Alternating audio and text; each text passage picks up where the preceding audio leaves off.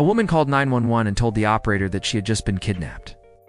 She explained to the operator that she needed help and that she had been taken against her will into the woods by a stranger. The woman was very scared, but before she could tell the operator where she was, the line went dead. This happened in Virginia in 2018. As soon as the operator realized that the woman had hung up, they tried to call back, but the number was no longer in service. They then sent out a search party to try and find her, but they didn't have much to go off of. All they knew was that somewhere in the vast woods of Virginia, a woman needed help.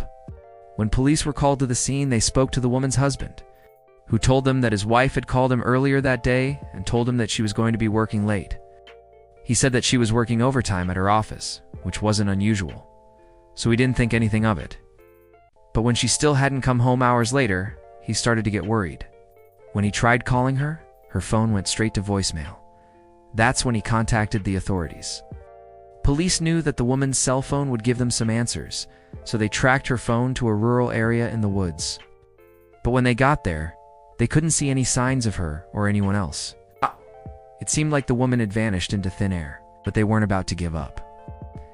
After searching for a while longer, police finally found some tire tracks and some other evidence that someone had been there. It looked like a struggle had taken place, but no one was still around. Police searched all night long, but they didn't find anything, so they gave up for the night and went home. But the next morning, they got another call saying that a woman's body had been found in the woods. When they arrived at the scene, they found out that it was the missing woman. She had been beaten and left for dead. But miraculously, she was still alive.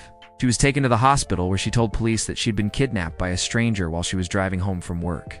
She said that she pulled over on the side of the road because she needed to use the restroom.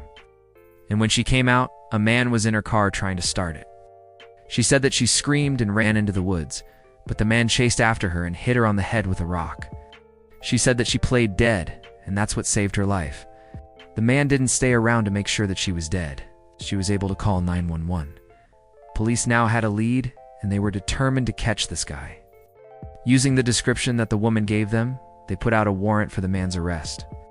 They also released a statement saying, "This was an isolated incident, and there is no ongoing danger to the public." It turned out that the man's name was Alan, and he was well known by police as he had quite a criminal history. A few days later, police got a tip that he had been spotted in North Carolina, so they went to arrest him.